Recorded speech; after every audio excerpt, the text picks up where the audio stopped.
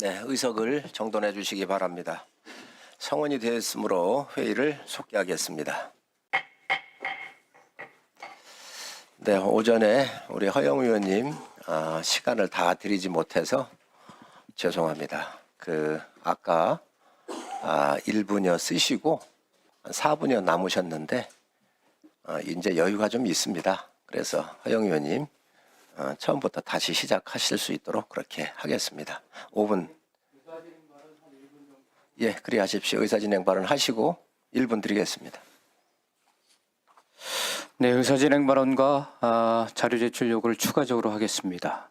계엄사령관 포고령 원본, 계엄사령관이 사인이 들어가 있는 원본을 사본으로 제출해 주시기 바라겠습니다. 그리고 오전에 박한수 계엄사령관이 답변 과정 속에서 이 엄중한 시기에 웃으면서 답변을 하는 모습을 보았습니다. 앞으로 그러지 않길 바라겠습니다. 네, 알겠습니다. 그리고 위원장께 오후에라도 현장에서 직접 작전을 지휘한 방첩사령관 여인영, 특수전사령관 곽종근, 수도방위사령관 이진우, 제1공수여단장 이상현, 제3공수여단장 김정근, 특수작전항공단장 김세훈, 특수전사령부 707 특임단장 대령 김현태, 수도방위사령부 군사경찰단장 김창학 출석을 요구합니다.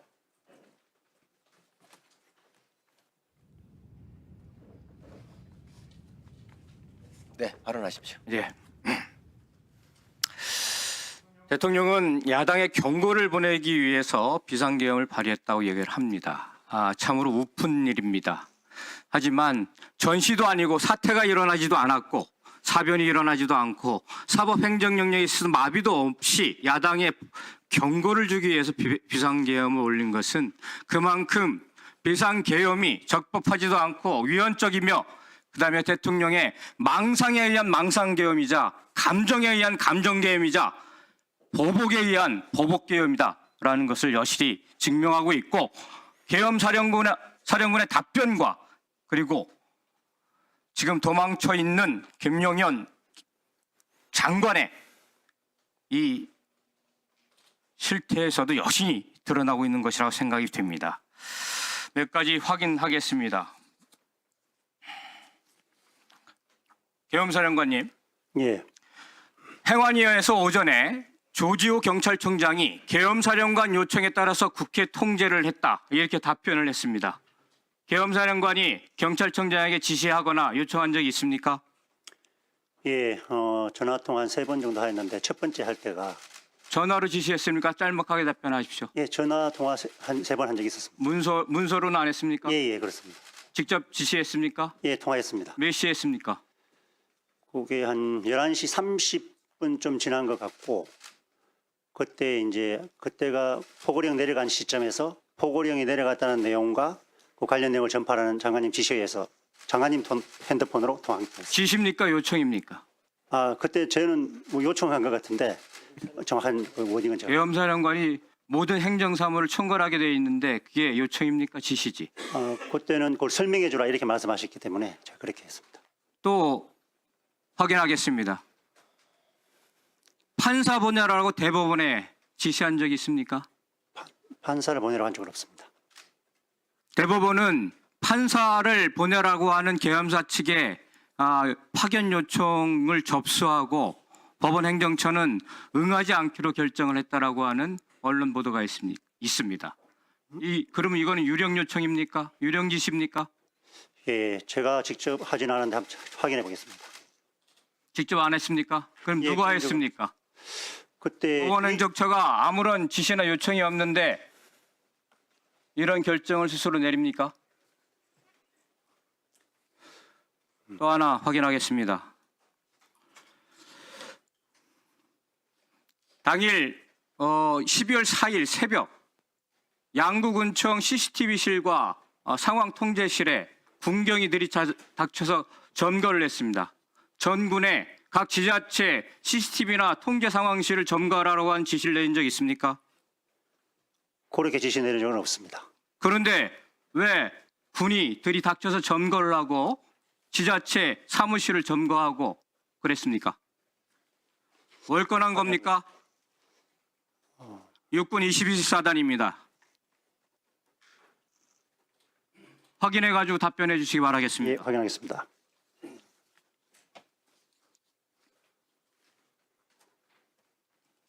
다음 차관님, 예, 김용영 장관 지금 어디 있습니까?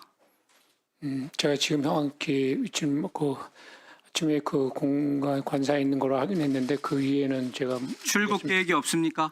예, 제가 뭐 출국 그런 얘기를 들은 적도 없습니까? 그런 얘기 들은 적 없습니다. 국가수사본부에서 출국 금지 지시 요청 날인 거 알고 계시죠? 예, 언론에서 봤습니다. 네. 지금 이 내란 군사 반란 사태에 연루된 계엄사령관을 비롯해서 모든 사령관들 그리고 담당 대령들 지금 직무정지와 그리고 출국 금지 내려야 된다고 생각하는데 어떻게 생각하십니까? 예, 일단 국가수사본부에서 거기 관련된 내란죄에 대한 수사에 대한 것들이 시작이 됐기 때문에 저희가 일단 수사에 적극적으로 협조를 하고 수사가 진행되는 과정 속에서 만약에 현재 직무 수행하는 것이 어려운 위치에 있다고 판단이 되면 거기에 맞는 적절한 조치를 하겠습니다. 네. 또 하나 확인하겠습니다. 국회에 배치된 부대가 어느 부대입니까? 투입됐던 부대를 말씀하십니까? 제가 확인한 것은 707하고 1여단 수방사이야 부대로 알고 있습니다. 군사경찰 특임대 SDT 군사경찰 특임 투입 안 됐습니까? 예, 제가 알기로는 그 3개 부대로 알고 있습니다. 저는 실탄 지급했습니까? 안 했습니까? 제가 투입된 부대 지휘관한테 확인할 때는 실탄 지급하지 않았다고 제가 확인됐습니다. 언론에 나온 사진에 보면 실탄 들고 다니는 박스를 들고 다닙니다. 이거는 군대 갔다 온 사람이면 여기에 실탄이 들어간다는 걸 뻔히 다 알고 있습니다. 이러면도 부인합니까? 제가 그 현장에 있는 사진을 보지를 못했고 저는 투입된 지시하고 했던 통제했던 지휘관한테 확인을 했고 지휘관은 실탄 지급을 하지 않았다라고 말을 했습니다. 다시 네. 한번 더 확인해가지고 답변해 주시기 바라겠습니다. 예, 추가 확인하겠습니다. 네, 허용 의원님 수고하셨습니다. 임종득 의원님 하시고 부승찬 의원님한테 이렇게 순서를 드리도록 하겠습니다. 임종득 의원님 질의하시기 바랍니다. 제가 질의하기 전에 의사진행 발언 1분간 하고 하겠습니다. 네, 그렇게 하십시오. 오늘 오전에 질의 시에 모 의원께서 대통령님을 호칭하면서 윤석열 씨 이렇게 네 번을 거쳐서 호칭을 했습니다. 일국의 국가통수권자를 사석도 아닌 국회 국방위 전체 회의 자리에서 반복적으로 쓰는 것은 말이 안 된다고 생각합니다. 특히 말의 품격은 그 사람의 인격을 나타냅니다. 이런 측면에서 위원장님께서 주의를 주셨으면 좋겠습니다. 두 번째는 오전 질의간에 많은 의원님들께서 계엄사령관에 대해서 내란죄를 단정적으로 운운하면서 상당히 비하하는 발언들을 했습니다. 잘못한 것은 있다면 그 부분에 대해서 나중에 책임을 져야 될 것은 당연히 져야 된다고 생각을 합니다. 이것이 위법 여부가 법적으로 검토되지 않은 현 상황에서 이렇게 하는 것은 바람직하지 않습니다. 왜냐하면 지금 육군 참모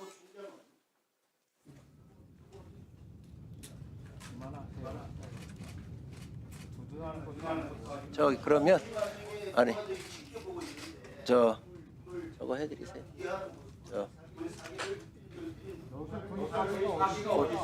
5분을 드리세요. 5분을 드리시면서 연이어서 하실 수 있도록 그렇게 하십시오. 예, 아까 끊긴 부분에서 다시 이야기를 하겠습니다. 지금 육군 참모총장은 수십만 명의 부하를 거느리고 있습니다. 그들이 지켜보고 있는 가운데 확인되지 않는 부분을 가지고 단정적으로 이야기하는 것은 군의 사기를 떨어뜨리는 일입니다. 그래서 위원장님께서는 이 부분에 대해서 유의를 시켜주시기를 바랍니다. 질의로 바로 이어가겠습니다. 작금의 비상계엄 선포 해제 과정을 안타까운 심정으로 지켜봤습니다. 지난 8월부터 계속된 계엄 준비 발언들에 대해서 본 의원은 정치적 선동이다라고 생각을 했고 또 그렇게 대응을 했습니다.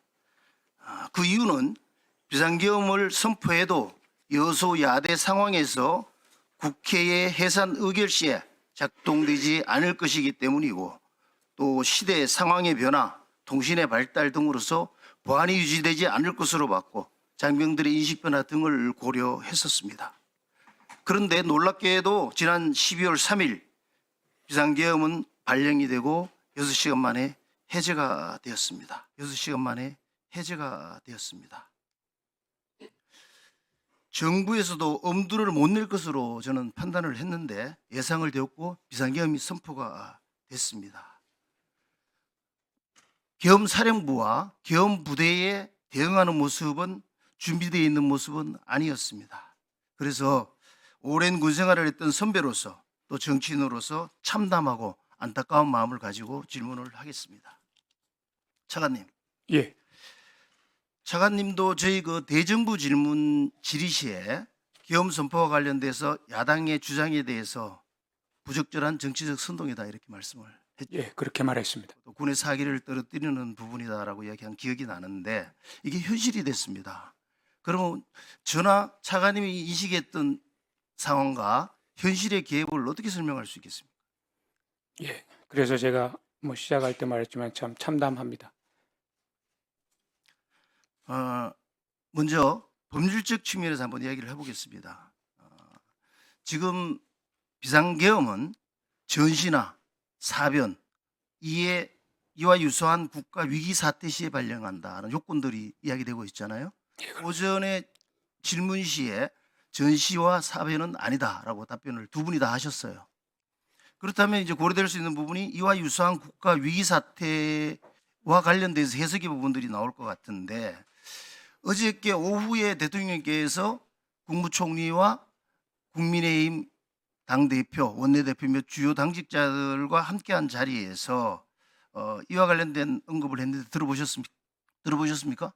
예, 언론에 나오는 정도로 알고 있습니다. 그 내용들을 보면은 상당히 국정 마비 상황을 우려하고 계신 모습들이 나와서 야당의 이러한 폭주에 맞서서 불가피한 경고성 조치였다라고 이야기를 하고 있어요.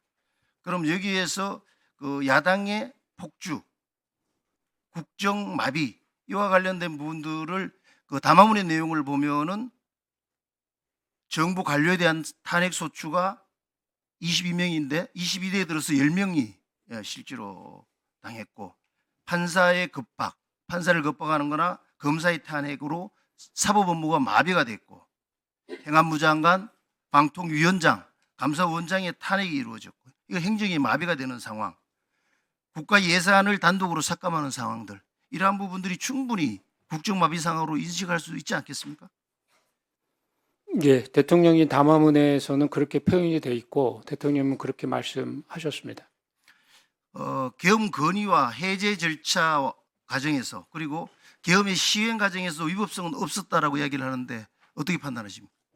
예, 제가 전임 국방장관에 관련돼서 했을 때 뭐 적법한 절차에 의해서 진행이 됐다고 당신께서 말씀을 하셨고 거기에 대한 뭐 진위 여부는 뭐 따져질 거라고 생각합니다.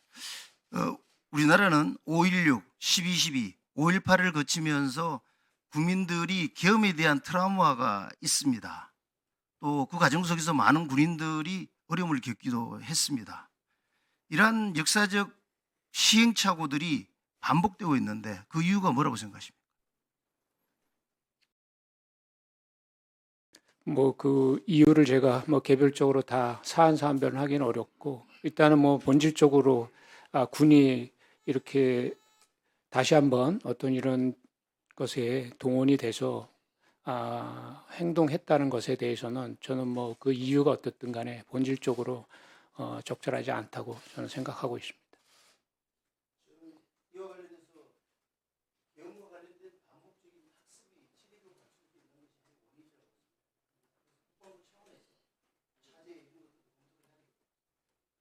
네, 알겠습니다. 임종득 의원님 추가 질의해 주시기 바랍니다. 네, 부승찬 의원님, 질의해 주시기 바랍니다. 예, 차관님, 예, 지금 대한민국은 국가 비상사태입니까? 국가 비상사태 아닙니다. 총장님, 지금 대한민국은 국가 비상사태입니까? 아닙니다. 예. 계엄은 국가 비상사태 때 내려지는 거라고 계엄 실무 편람에 규정돼 있네요. 네, 그럼 잘못됐다는 거죠. 기획관리관님, 지금 계엄 실무 편람을 보면 계엄 선포 절차가 있어요. 국방부 비상대책회의가 있고, 비상대책회의 했나요? 열린 적이 없는 걸로 알고 예. 있습니다. 여기서 뭘 하냐면 계엄 선포 요건, 이게 위법한 건지, 국가 비상사태인지, 계엄이 적절한지 이걸 검토하게끔 돼 있어요. 그 다음 과정이 국방부 기획관리관이 계엄 선포안을 작성하게끔 돼 있어요. 선포안 작성하셨나요? 작성하지 않았습니다. 그 다음에 선포안이 작성이 되면 국무총리를 통해서 대통령에게 보고하게끔 돼 있어요. 국무총리에게 보고했나요? 대통령 보고 전에? 그런 과정 없었습니다. 이제 대통령은 계엄 선포 일어나서 심의, 하시죠. 일어나서 답변하세요. 계엄 선포 심의를 국무회의에 하도록 하게끔 돼 있어요. 이 심의는 정상적으로 이루어졌나요? 정상적으로. 이건 제가 답변드리겠습니다. 예. 확인한 결과 국무회의는 정상적으로 이루어진 것으로 확인합니다. 그러면 국방부 비상대책회의 없었고, 국방부 기획관리관을 통한 계엄 선포안 작성이 없었고, 국무총리를 거치지 않았고, 그래서 딱 하나 된 게 국무회의에서 계엄 선포 심의한 것만 있어요. 전제가 무너져요. 아까 처음 질문 드렸던 게 그거거든요. 비상사태냐.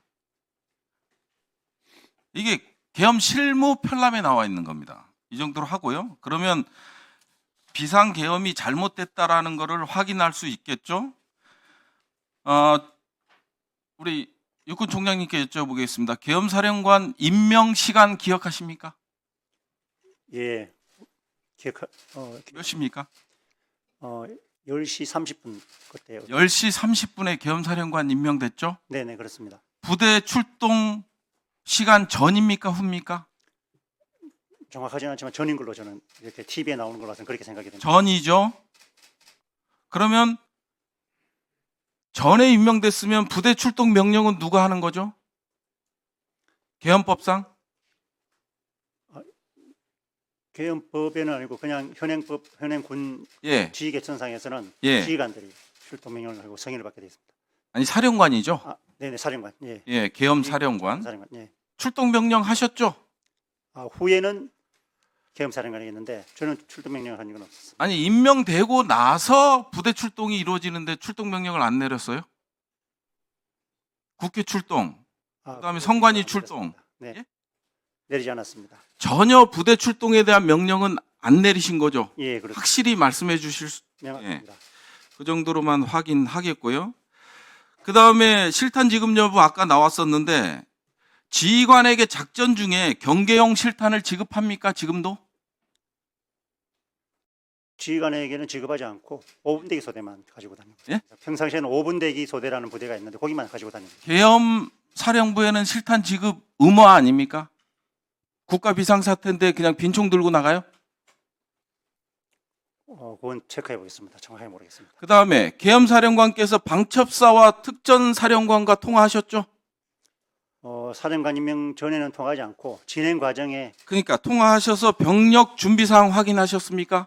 준비상을 확인한 그런 통화는 없었습니다. 없었습니까? 확실히 네, 하십시오. 명확합니다. 예, 위증이 될 수 있기 때문에 확실히 해 주십시오. 시간 관계상 좀 이따 질의는 하고요. 하나만 더 묻겠어요. 지금 총장님께서 거기 앉아 계시는 게 참으로 안타까워요. 패싱 당하고 총알바지가 되고 있어요. 아무것도 모르고 사령관만 임명됐어요. 그리고 기획은 누가 하냐? 방첩사령부. 방첩사령관이 했고, 그 다음에 부대 출동과 관련돼서는 누가 했느냐? 특전사령관이 했어요. 총장으로서 군 검찰에 대한 예, 있습니다.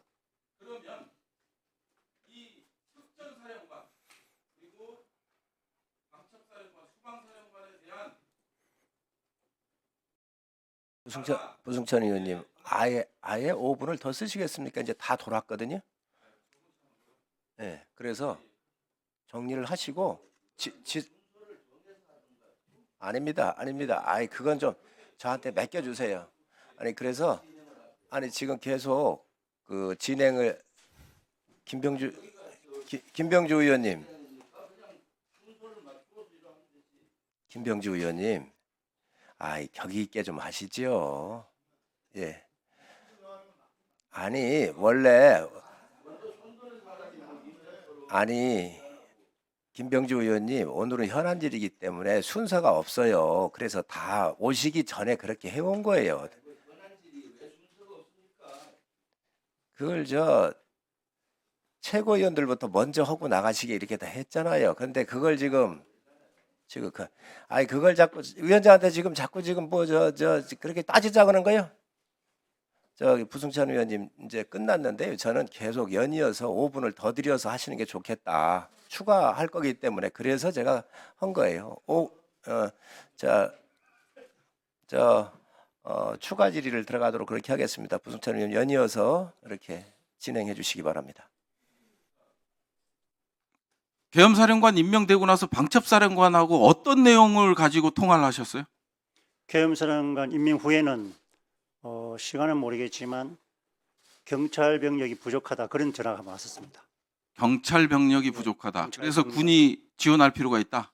그런 내용은 아니고 어디 하여튼 상황 좋지 않은데 경찰 병력이 부족하니까 협조를 좀 사령관에서 해야 될 것 같다 이런 통화를 한번 했습니다. 예, 알겠습니다. 그리고 지금 중앙선관위에 군이 이제 난입을 했잖아요. 그리고 거기에 사복 차림의 방첩사 인원들이 선관위에 진입한 거 알고 계십니까? 모릅니다. 그러니까 패싱 당한 거예요. 그리고 국회 계엄군 헬기가 24차례 왔을 때 방첩사 인원들이 함께 탑승한 거 알고 계십니까?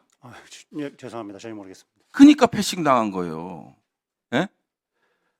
지금 방첩사령관을 패싱하고 모든 라인이 새롭게 움직여졌기 때문에 지금 군형법상의 반란이에요, 반란.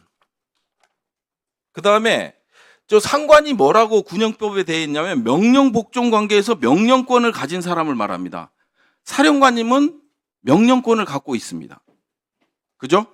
예, 그렇습니다. 그리고 방첩사, 수방사, 특전사가 사령관님의 명령 없이 사령관님의 임명하기 전에 움직였다면 직권남용이죠.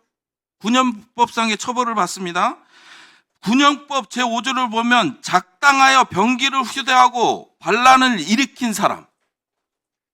지금 국회 작당한 겁니다. 사령관님을 빼놓고 작당을 했어요. 작당해서 병기를 휴대하고 들어왔어요.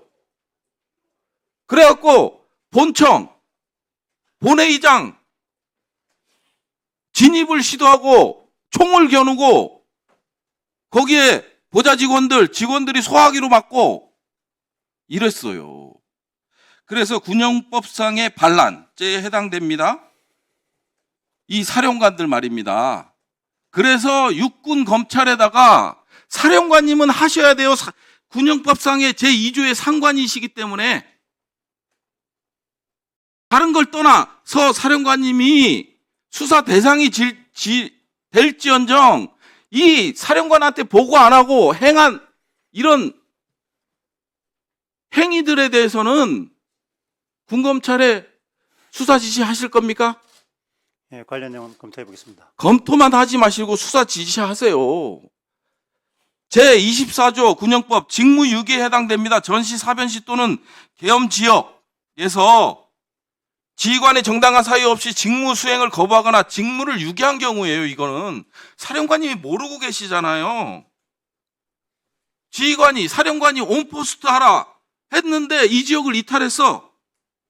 이탈의 죄에 해당돼요. 이거 한두 개가 아니에요. 반드시 하셔야 된다.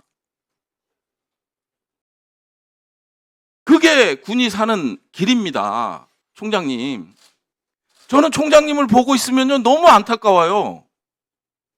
그렇게 존경받고 후배들한테 그렇게 사랑받고 그런 분이 여기 와서 왜 화살을 혼자 다 맞고 계시냐 이거예요.